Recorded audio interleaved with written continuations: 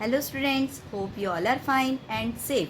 We were discussing about the chapter Leaves Around Us, where we have discussed that different plants have different types of leaves. These leaves they differ in their shape, size, color and even in smell. Some leaves are small and some leaves are big. If we say about the shape, then some leaves they are oval in shape, some are round, some are pointed and even some oblong. Have you observed the leaf of the olive plant? It is oblong in shape. The leaf of the lotus that is round in shape.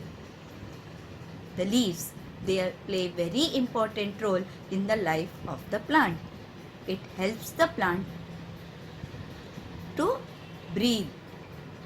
Leaves they contain stomata and these stomata they helps in the exchange of gases, or we can say it helps the plant to breathe. Leaves are also known as the kitchen of the plant, or we can say the food factory.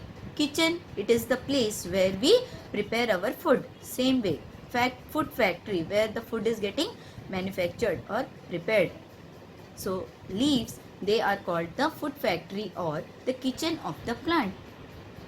Leaves contain small pigments. These pigments they give color to the leaves and these pigments are called chlorophyll. So have you ever wondered why the leaves are green in color? It is due to the presence of chlorophyll. So chlorophyll, it is the green color pigments. Pigments means we can say small dots or the substance that gives color to anything. So here we are talking about leaves. So chlorophyll, it gives color to the leaf, that is green color.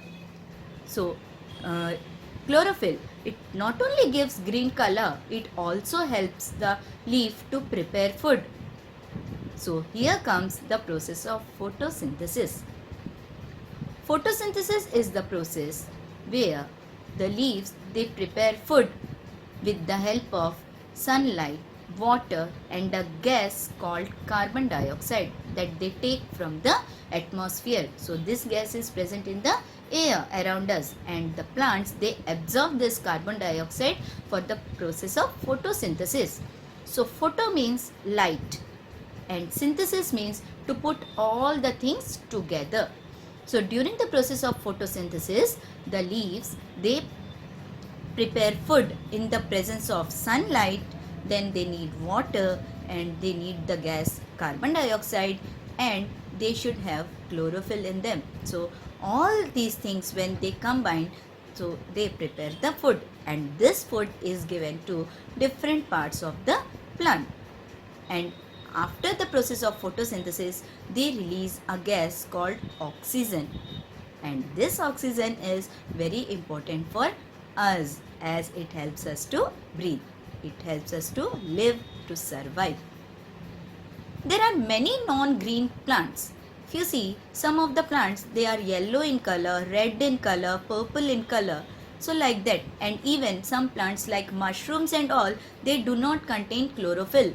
Now what do you think how they prepare their food? They get their nutrients from the soil or sometimes they depend on the dead plants or animals in the soil.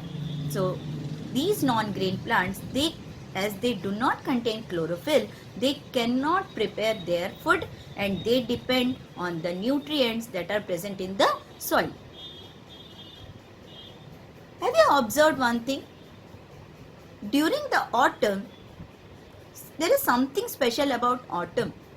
That is, most of the trees they shed their leaves. Why do you think the leaves they shed their leaves? It is because they shed the dry leaves, the leaves where there is no chlorophyll. So, some trees they shed their leaves only once in a year and some leaves they shed their leaves, few leaves, very few throughout the year. So these leaves when they get dried, they do not contain any chlorophyll and they fall down.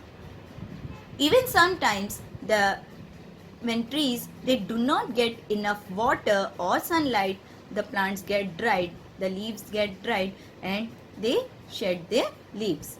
So the leaves starts falling down even when the plant is not getting enough water or proper sunlight. So we have noticed that water and sunlight plays very important role for the plants to grow.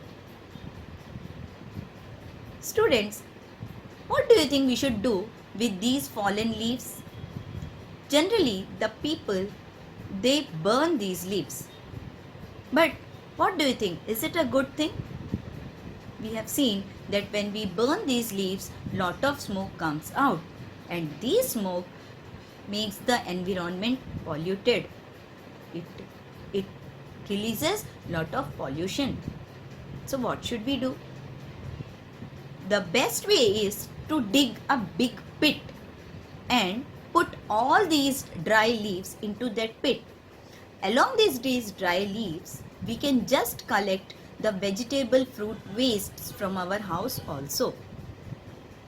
And we will dump everything in that pit and we will cover it and leave it for few months.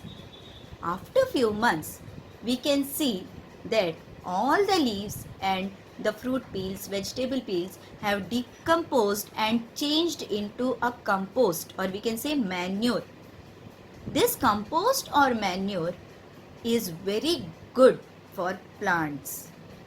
It makes the soil fertile. Fertile means ability to produce plants. So when the soil becomes more fertile, the plants can grow very well in that type of soil.